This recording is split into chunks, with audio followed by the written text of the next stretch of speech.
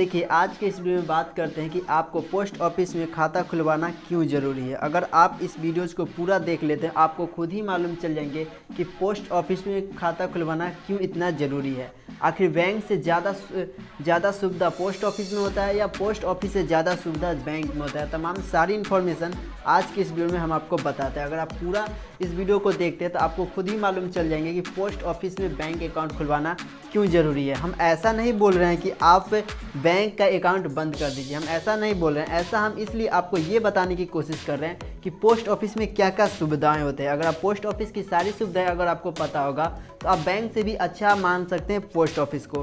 कुछ लोग post office की सुविधाएं जानते ही नहीं और लोग पोस्ट ऑफिस को कहते हैं कि अच्छे नहीं है, लेकिन पोस्ट ऑफिस काफ़ी अच्छा होता है। पोस्ट ऑफिस में अगर आपका एक बैंक अकाउंट होना चाहिए। ऐसे भी आपको पोस्ट ऑफिस में एक ही बैंक अकाउंट खुलता है। अगर आप कहीं भी भारत में चले जाते हैं तो आपको कहीं एक ही पोस्ट ऑफिस में बैंक में एक ही अकाउंट खुलेंगे। ऐसा नहीं कि आप दो अकाउंट खुलवा लेंगे, यहाँ पर आपको एक ही अकाउंट खुलता है। तो आपको पोस्ट ऑफिस में एक न एक सेविंग अकाउंट होना बहुत ज़्यादा ज़रूरी है। तो चलिए हम आज के इसमें ये बात करते हैं कि पोस्ट ऑफिस में क्या क्या सुविधाएँ मिलती है। तो चलिए वीडियो को शुरू करते हैं। तो पोस्ट ऑफिस में खाता खुलवाने का सबसे पहला जो बेनिफिट है, यानी कि सबसे पहला जो फ़ायदा है वो यहाँ पर ये देख सकते हैं कि आप यहाँ पर एटीएम ले सकते हैं। और उस एटीएम से मान के चलिए ऐसा नहीं कि आप पोस्ट ऑफिस के ही एटीएम से किसी भी एटीएम से 25,000 तक का मतलब कि पैसा निकाल सकते हैं। ऐसा नहीं कि आप पोस्ट ऑफिस का एटीएम है तो आप पोस्ट ऑफिस से ही निकालेंगे, अदर किसी से भी आप निकाल सकते हैं। तो पहला फ़ायदा तो आपको ये हो गया। दूसरा कि आपको यहाँ पर चेक पासबुक मिल रहा है, यानी कि चेक पासबुक सीटीएस की भी सुविधा मिल रहा है और ये सीटीएस आपको ऑल इंडिया में काम करेंगे। तो ये तो थे दूसरे फ़ायदे। अब समझते हैं तीसरे फ़ायदे को। थोड़ा सा नीचे चलते हैं तीसरे फ़ायदे को। आप यहाँ पर तीसरे फ़ायदे में नेट बैंकिंग का भी यूज कर सकते हैं। देख सकते हैं नेट बैंकिंग का भी यूज कर सकते हैं, यानी नेट से आप किसी भी तरीके से रिचार्ज वगैरह जो भी होता है वो नेट बैंकिंग की भी सुविधा यहाँ पर आ गई।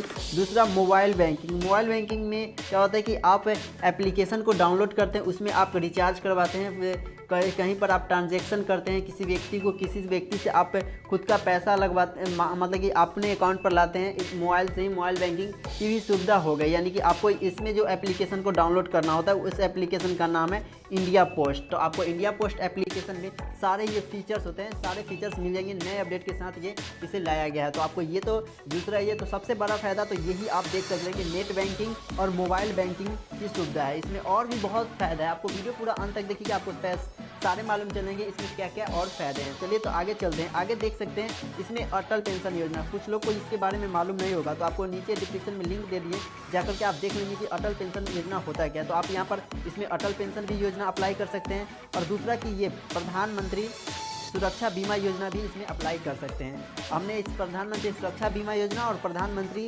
जीवन बीमा योजना के बारे में नहीं बताया, तो आपको नेक्स्ट वीडियोज़ में हम आपको कभी इन दोनों के बारे में भी बता देंगे। तो ये भी दो आप ले सकते हैं, जिसमें प्रधानमंत्री सुरक्षा बीमा योजना में होता क्या है कि इसमें जो 18 से 50 वर्ष के लोग इसमें अकाउंट खुलवाते हैं, यानी इसके अंदर इस योजना के तहत जाते हैं। और इसमें जो इंश्योरेंस होता है वो इंश्योरेंस होता है 2 लाख का। इस पर सारी इन्फॉर्मेशन आपको आगे के वीडियो में बता देंगे। तो आप ये समझिए इसमें 2 ले सकते हैं, एक प्रधानमंत्री बीमा योजना और दूसरा की प्रधानमंत्री सुरक्षा बीमा योजना, प्रधानमंत्री जीवन बीमा योजना। ये भी ले सकते हैं और अटल पेंशन योजना भी ले सकते हैं, यानी कि आपको 3 हो गए।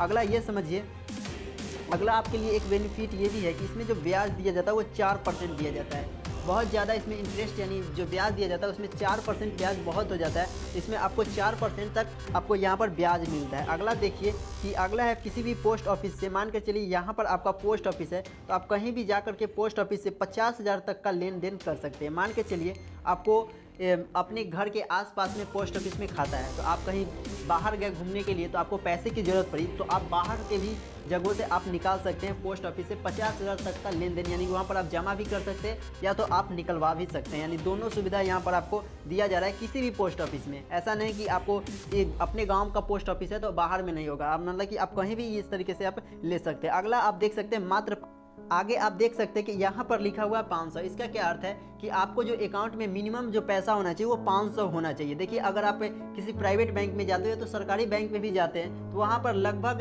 1,000 या 10,000 या 20,000 के आसपास मैक्सिमम यानी मिनिमम रहना चाहिए। मैक्सिमम की बात नहीं कर रहे हैं यहाँ पर, आपको मिनिमम इतना होना चाहिए। लेकिन पोस्ट ऑफिस में ऐसा नहीं है, आप पोस्ट ऑफिस में मिनिमम 500 रुपये तक रख सकते हैं। 500 रुपये से नीचे आप नहीं रख सकते। ऐसी स्थिति में आपके जो अकाउंट है उसे बंद कर दिया जाएगा। तो ये तो समझ गए कि आपको पोस्ट ऑफिस में 500 रुपये से नीचे तक रख सकते हैं। ये भी काफ़ी बहुत ज़्यादा फायदे हो सकते हैं। कभी मान के चले आपके पास पैसे नहीं है तो मिनिमम 500 रुपये तक रख करके बाकी सारे पैसों को आप निकाल सकते हैं। तो ये तो काफ़ी अच्छा फ़ायदा हुआ। और एक और नीचे जो आप फ़ायदा देख रहे हैं, ये फ़ायदा आप सालाना, यहाँ पर थोड़ा सा टाइपिंग मिस हो चुका है, एस लिखा गया था, सालाना ऑनलाइन, यानी कि आप सालाना 10 लाख तक ऑनलाइन मतलब कि ट्रांजैक्शन कर सकते हैं। यानी साल में 10 लाख ऑनलाइन निकाल भी सकते हैं। ये सुविधा इसमें दिया गया है। दूसरा कि अगर आप ऑफलाइन करना चाहते हैं तो आपको 5 लाख तक का सुविधा दिया जाता है ऑफलाइन में, और ऑनलाइन में 10 लाख तक का सुविधा दिया जाता है। सालाना की बात कर रहे हैं। और दूसरा यहाँ पर नीचे लिखा हुआ है कि कहीं एक जगह खाता खुलवा सकते हैं। इसका क्या अर्थ है कि अगर आप पोस्ट ऑफिस में खाता खुलवाते हैं तो आप एक पर्सन यानी एक व्यक्ति है तो आपको एक ही अकाउंट खुलेंगे। ऐसा नहीं कि आप दूसरी जगह अकाउंट खुलवा लेंगे। अगर एक बार आपने इसमें आधार कार्ड और पैन कार्ड लिंक करवा दिए तो आपको दूसरे कहीं भी आपको यहाँ पर इसमें अकाउंट नहीं खुलेंगे। यानी कि आपको कहीं एक ही जगह अकाउंट खुलवाना पड़ेगा। ऐसा नहीं कि आपको 2 जगह अकाउंट यहाँ पर खुल जाते हैं। तो ये तो समझ गए कि आपको कहीं एक ही जगह अकाउंट खुलवा सकते हैं। अगला ये समझ सुविधा आपको इसमें ये भी दिख रहा है कि आप यहाँ पर ज्वाइंट अकाउंट भी खुलवा सकते हैं। यानी कि आप 2 व्यक्तियों का एक साथ खाता यानी एक साथ अकाउंट खुलवा सकते हैं इसमें ये भी। और इसमें 2 या 3 व्यक्ति हो सकता है, यानी कि या तो 2 व्यक्ति को एक साथ मिलाकर अकाउंट खुलवाइए तो 3 व्यक्ति भी चलेंगे, यानी 2 या 3 व्यक्ति का यहाँ पर एक साथ अकाउंट भी खुल सकता है। यहाँ पर बच्चों के लिए भी अकाउंट खुल सकता है, लेकिन इसमें कंडीशन 2 है। बच्चों के लिए अकाउंट खुलेगा तो इसमें 2 कंडीशन है। एक तो 10 साल के नीचे, 10 साल के अगर आपका बच्चा नीचे होगा तो उसमें क्या होगा कि आप खुद अभिभावक होंगे, यानी कि उनके माता पिता अभिभावक होंगे, या तो कोई और भी यहाँ पर अभिभावक हो सकता है। लेकिन अगर 10 साल के वो लोग बच्चा ऊपर है तो क्या होगा कि वही खुद अभिभावक होगा। लेकिन पहले ये नियम नहीं था, पहले था कि 18 वर्ष से ऊपर था, लेकिन अब नए अपडेट के साथ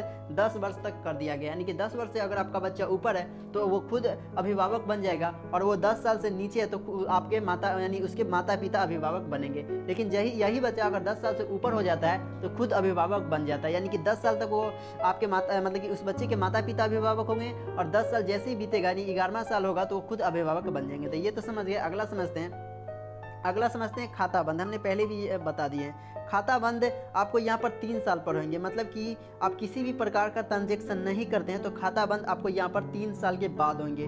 किसी बैंक में 2 साल के बाद किया जाता है, लेकिन यहाँ पर आपको खाता बंद 2 साल के बाद किया जाएगा। लेकिन खाता बंद का ये अर्थ नहीं होता कि साफ आपका अकाउंट डिलीट हो जाते हैं। ऐसा नहीं कि उसमें कुछ रुपए हैं, मान के चलिए कुछ रुपए हैं, 2 लाख 4 लाख इस तरीके से रुपए हैं और आपका अकाउंट बंद हो गया तो आपको पैसे नहीं देंगे, ऐसा नहीं होता है। मान के चलिए कि आपने 2 लाख रुपये उसमें रख दिए और उसके बाद कभी भी उसमें लेन देन नहीं कर रहे हैं, 3 साल तक आप लगातार उसमें लेन देन नहीं करते हैं, तो ऐसे में क्या होता है कि आपको अकाउंट को बंद कर दिया जाता है। और आप पुनः जाते हैं चालू करवाने तो फिर से आपको आधार कार्ड, पैन कार्ड और एक एप्लीकेशन के साथ आपको अकाउंट नंबर लिख करके देना पड़ता है, तो आपको वो खुद फिर से वो चालू हो जाता है और उसमें फिर से आप लेन देन शुरू कर देते हैं। तो इसका ये अर्थ नहीं होता है कि आपका ये अकाउंट ही बंद हो गया। तो आप ये तो समझ गए कि इसमें काफ़ी सारे फायदे, यानी बैंक से कहीं ना कहीं इसमें बहुत ज़्यादा फायदे हैं। देखिए कि ATM भी मिल गया, नेट बैंकिंग भी हो गया, मोबाइल बैंकिंग भी होगा, और इसमें जो ब्याज दे रहा है वो 4% ब्याज दे रहा है। यानी इसमें 10 साल का भी बच्चा अकाउंट खुलवा सकते हैं, यानी बहुत ज़्यादा इसमें फैसिलिटी को दिया गया है। अब देखिए इसमें और भी नए अपडेट आने वाले हैं, जो भी आगे अपडेट आते हैं हम आपको आगे के वीडियो में बता देंगे। बहुत ही जल्द इसमें और भी नए फीचर्स को जोड़े जाएंगे,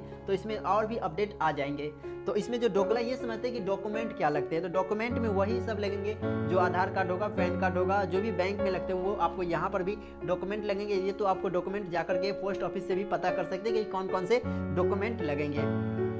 और इस वीडियो को और भी लोगों तक शेयर कर दीजिएगा ताकि वो भी इसके बारे में जान पाएंगे। तो मिलेंगे एक नेक्स्ट वीडियो में एक नई जानकारी के साथ, तब तक के लिए जय हिंद।